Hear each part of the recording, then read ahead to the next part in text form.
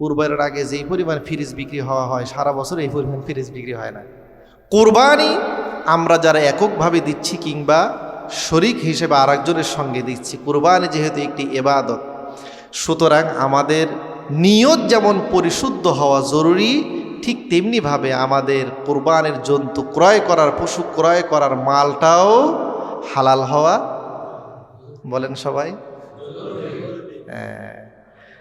মাল যদি হালাল না হয় কুরবানি তো হালাল কখনোই হবে না, কুরবানি তো সহি হবে না। এজন্য নিজে যখন দিব কোন অর্থে আমি দিচ্ছি, এটি কি হালাল নাকি হারাম, এটা আমাদের অবশ্যই লক্ষ্য রাখতে হবে। আমাদের সঙ্গে যদি শরীকি কুরবানি দেয়, যিনি দিচ্ছেন তার আয়টা কোথা থেকে আসে, উপার্জন কোথা থেকে আসে আমরা তো জানি না। সুতরাং সেই হিসাবেই শরীকটা নির্বাচন করা জরুরি। যদি একজনের দেখা যায় 7 জনের একজনের মালও হারাম থাকে, তাহলে ওই একজনের কারণে পুরো বাকি 6 জন সহ ওখানে যে অংশীদার ছিল 7 জন, সবার কুরবানি নষ্ট।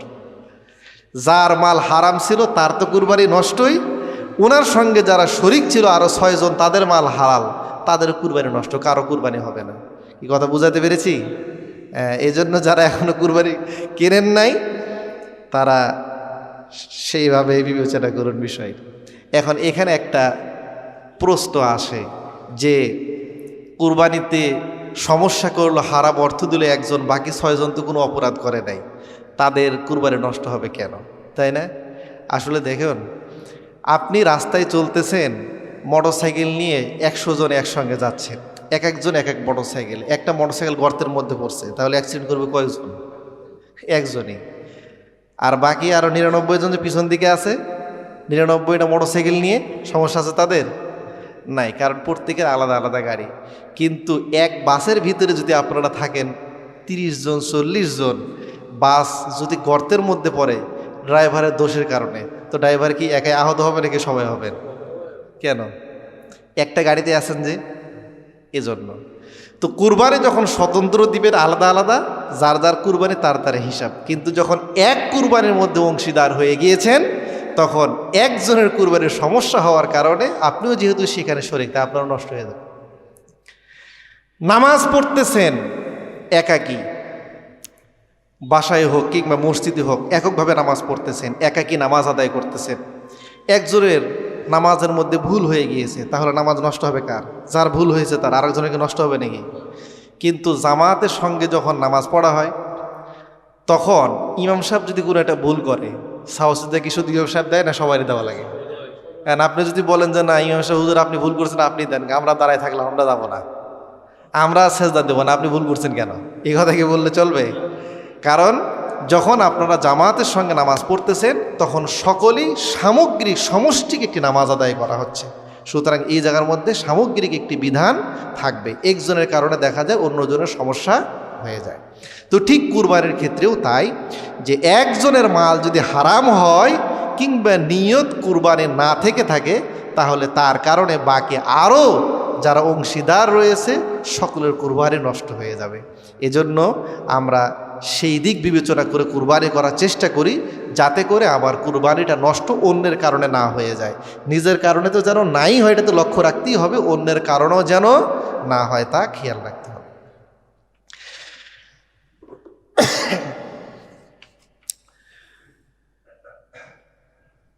অংশীদারি মাসালার ক্ষেত্রে আরও একটি মাসালা হচ্ছে, লক্ষ্য করুন, গরুর ক্ষেত্রে বা মহিষের ক্ষেত্রে, উটের ক্ষেত্রে সর্বোচ্চ কয়জন অংশীদার হওয়া যায়?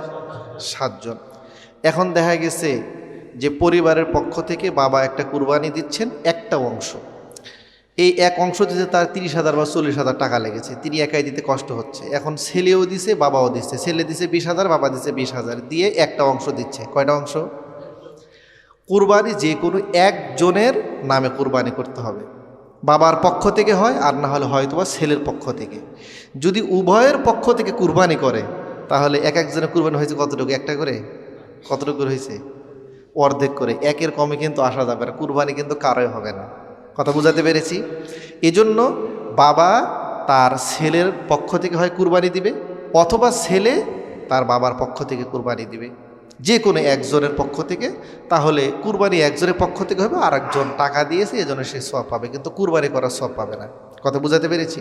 যদি বাবার পক্ষ থেকে কুরবানি করা হয় তাহলে বাবা কুরবানি করার সওয়াব পাবে, ছেলে কুরবানি করার সওয়াব পাবে না। বাকি ছেলে যে বাবাকে অর্থায়নে সহযোগিতা করেছে এজন্য সে সওয়াব পাবে, কিন্তু দুইজনের কখনোই এক অংশের মধ্যে শরীক হওয়া যাবে না।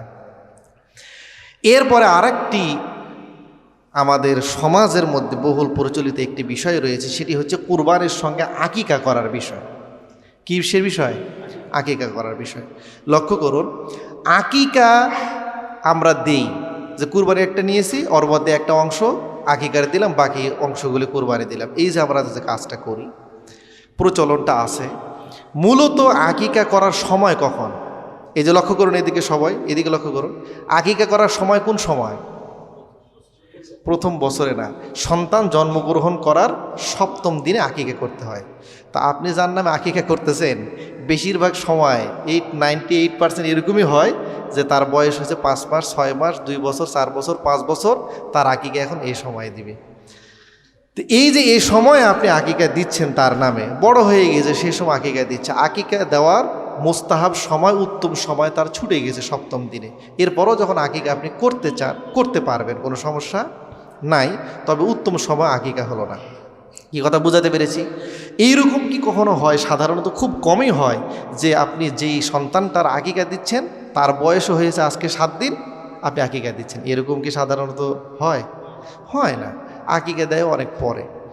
তো কুরবানির অংশের সঙ্গে আকিকার অংশ যদি কেউ দিতে চায় দিতে পারবে, এতে কোনো সমস্যা নেই। তবে উত্তম হচ্ছিল তার জন্যে সন্তান জন্মগ্রহণ করার 7ম দিনে আকিকা দিয়ে দেওয়া। এরপর কুরবানির সময় কেউ যদি দিতে চায় এতে কি নেই, কোনো সমস্যা নাই, দিতে পারবে পরবর্তীতেও। এরপর আর একটি বিষয় আসুন, যেটি আমাদের সমাজে বা আমাদেরও অনেকে করে থাকি আমরা, সেটি হচ্ছে মৃত ব্যক্তির পক্ষ থেকে কুরবানি করি। আব্বা আম্মার পক্ষ থেকে, বড় ভাইয়ের পক্ষ থেকে, অন্যদের পক্ষ থেকে আমরা দেখা যায় কুরবানি করি। করি না? করি না? করি। এই ক্ষেত্রে দেখুন 2টি পদ্ধতি আছে। কয়টি? 2টি পদ্ধতি আছে। গতবারও বলেছিলাম। একটি হলো আপনি একটি গরুর মধ্যে 2টা অংশ দিয়েছেন, কিংবা পুরো গরুই আপনি দিচ্ছেন। একটি আপনার নিজের নামে দিলেন নিজের পক্ষ থেকে, আরেকটি আপনার ছেলের পক্ষ থেকে, আরেকটি আপনার স্ত্রীর পক্ষ থেকে, আরেকটি আপনার মৃত বাবার পক্ষ থেকে দিলেন, আরেকটি দিলেন আপনার মৃত মায়ের পক্ষ থেকে। এইভাবে 7 অংশ 7 জনের পক্ষ থেকে দিলেন। আচ্ছা, এবার আপনাদের কাছে আমি প্রশ্ন করি, এটা ঠিক আছে? এটা কি আছে? ঠিক আছে, কোনো সমস্যা না, আপনি করতে পারবেন। তবে আপনি আপনার আব্বার পক্ষ থেকে কয়টা অংশ দিয়েছেন? একটা। এই কুরবানিটার সওয়াব কি আপনি পেয়েছেন না পান নাই? ওই অংশটুকু যিনি কুরবানি করছেন উনি তো অবশ্যই পেয়েছেন। কেন পাবেন না? তার কারণ তার অর্থ না। এজন্য তিনি যেহেতু দাতা, তিনি তো সওয়াব পেয়েছেন, কিন্তু এর পাশাপাশি এই সওয়াবটার যেন তার আব্বাও পেয়ে যান, এজন্য তার আব্বার পক্ষ থেকে তিনি একটা অংশ করেছেন। তার আব্বা তাহলে কয়টা অংশের কুরবানির সওয়াব পেল? একটা না, একটা পেল, তার নামে একটা যেহেতু করা হয়েছে। এখন লক্ষ্য করুন, এর চেয়ে সুন্দর হয় এই যে আপনি নিজের পক্ষ থেকে কুরবানি দিয়ে দিবেন, কিংবা আপনার স্ত্রী ছেলে যদি 3 জনের নাম দিতে চান জীবিত দিয়ে দিবেন, কুরবানি হয়ে গেল। এরপরে আপনার কুরবানি করার যে সওয়াবটা হয়েছে, আপনি যদি নিজের পক্ষ থেকে দেন, পুরো গরু কুরবানি করার সওয়াব আপনার নামে হয়েছে। এখন এই সওয়াবটা আপনি ঈসা আলাইহিস সওয়াব হিসাবে আপনার মৃত আব্বার নামে দেন, আম্মার নামে দেন, শ্বশুরের নামে দেন, শাশুড়ির নামে দেন, দাদা দাদির নামে দেন, আরও যত আত্মীয় স্বজন আছে সকলের নামেই দেন। এখন আপনার আব্বার নামে আপনি যে নিয়ত করলেন, এখন আপনার আব্বা কি একটা অংশের সওয়াব পেয়েছে নাকি পুরো গরুর? বুঝতে পারি না, এমন হয়। হ্যাঁ, পুরা গরুর সওয়াব পেয়েছে। তার কারণ আপনি নিজের পক্ষ থেকে কুরবানি করেছেন পুরা গরু। এই সওয়াবটা আপনি আপনার আব্বার নামে দিয়ে দিচ্ছেন, আপনার আম্মার নামে দিয়ে দিচ্ছেন। তাহলে তারা এখন সওয়াব পেয়েছে কি এক অংশের নাকি পুরা গরু কুরবানি করার? আর আপনি তো সওয়াব পেয়েছেন। কথাটা বুঝাতে পেরেছি? এজন্য প্রত্যেকের নামে একটা করে অংশের মানে নামে নির্ধারণ না করে পুরো গরুটাই নিজের নামে দিয়ে, এরপরে মনে করেন পুরো গরু হোক কিংবা হয়তো আপনার গরুর আংশিক হোক, যতটুকুই হোক, ছাগল হোক, এটি দিয়ে বাকিটা আপনি মৃতদের নামে যদি নিয়ত করেন, তাদের নামে আমল নামায় সওয়াব পৌঁছে যাবে। কথা বুঝাতে পেরেছি? আর আপনি যদি প্রত্যেকের নাম আলাদা আলাদা দিতে চান, তাহলে দেখা যাবে আপনি একটি গরুর মধ্যে সর্বোচ্চ 7 জনকে দিতে পারবেন, এর উপরে পারবেন না, তারাও সওয়াব কম পাবে। এজন্য এটা বেশি সুন্দর যে সকলের নাম একটা একটা করে অংশ না দিয়ে পুরো গরু নিজের নামে কুরবানি করে এরপরে এটাকে সব সকলের নামে পৌঁছিয়ে দেওয়া। এরপরে আর একটা বিষয় আসুন, কুরবানির লক্ষ্য করুন, 2-1 মিনিট সময় নিয়ে আজকে কুরবানির জবাই করার ক্ষেত্রে জবাই নিজ হাতে করা হচ্ছে উত্তম। নিজ হাতে জবাই করা কি উত্তম। সুতরাং আমরা যদি জবাইকে করতে পারি, সাহস থাকে, এখানে সাহসের কিছুই নাই, কারণ আমরা তো জবাই করি না? তা আমরাও তো জীবনে প্রথম কোনো এক সময় প্রথম জবাই করছিলাম নাকি? কথা বুঝেন নাই? আমরাও তো জীবনের প্রথম কোনো এক সময় প্রথম জবাই করছিলাম, তাই না? এরপরে না পরে আস্তে আস্তে অভ্যস্ত হয়ে গিয়ে জবাই করতে। তা আপনারা যখন জবাই করবেন প্রথম তো শিখলেন, সমস্যা কি? নিজের কুরবানি নিজের হাতে দিবেন, এটা সবচাইতে সুন্দর, এটা হচ্ছে উত্তম মোস্তাহাব। কথা বুঝাতে পেরেছি? এখন আপনারা যদি সাহসে না হয় তাহলে আরেকজনের মাধ্যমে কুরবানি দেওয়াবেন, তবে নিজ হাতে দেওয়াই ভালো। কুরবানি দেওয়ার পূর্বে অবশ্যই দোয়া আমরা যারা দিব কিংবা যারা জবাই করব দোয়া পাঠ করে নিব। দোয়াটা আশা করি আমরা সকলে জানি। এরপর আমি আবারও বলতেছি, নবী করিম সাল্লাল্লাহু আলাইহি ওয়াসাল্লাম কুরবানি করার পূর্বে এই দোয়াটা পাঠ করতেন। ইন্নী ওয়াজ্জাহাতু ওয়াজহিয়া লিল্লাযী ফাতারাস সামাওয়াতি ওয়াল আরদা হানিফা ওয়া মা আনা মিনাল মুশরিকিন ইন্না সলাতি ওয়া নুসুকি ওয়া মাহইয়ায়া ওয়া মামাতি লিল্লাহি রাব্বিল আলামিন লা শারীকা লাহু ওয়া বিযালিকা উমিরতু ওয়া আনা মিনাল মুসলিমিন আল্লাহুম্মা মিনকা ওয়া লাকা। হে আল্লাহ, মিনকা তোমার পক্ষ থেকে আমি কুরবানি করতেছি, তোমার দেওয়া জন্তু দিয়ে, ওয়ালাকা এবং তোমার সন্তুষ্টির জন্য আমি কুরবানি করতেছি। এরপরে আপনি বলবেন, যিনি জবাই করবেন, বিসমিল্লাহি ওয়াল্লাহু আকবার। হাদিসের মধ্যে এসেছেন ওয়াও সহকারে বিসমিল্লাহি আল্লাহু আকবার বলে জবাই করে দেবেন। জি, কোনটা পড়েন? বিসমিল্লাহি আল্লাহু আকবার, এটা তো জবাই করার জন্য জরুরি, কিন্তু এর আগের যে কুরবানি কবুল হওয়ার জন্য আপনি যে প্রার্থনা করলেন এই দোয়াটা করে নেওয়া ভালো। এই জন্য পুরো দোয়াটা আমরা শিখে নিব ইনশাল্লাহ। হ্যাঁ, সকলে শিখে নিব, দোয়াটা পড়বো। যারা কুরবানি করতেছে সকলে পড়বো, আর যারা জবাই করতেছে তারা তো পড়বই। তাহলে কুরবানি আল্লাহ রাব্বুল আলামিন আশা করে কবুল করবেন। এরপরে কুরবানি করার সময় দেখুন, পশুটি যে জবাই করা হচ্ছে, একটি পশুকে জবাই শুধু করার জন্য যতটুকু কষ্ট দেওয়ার প্রয়োজন এতটুকুই কষ্ট দেওয়ার বৈধ আছে, এর চেয়ে বেশি কষ্ট দেওয়া বৈধ নয়, মাকরুহে তাহরিমি হবে।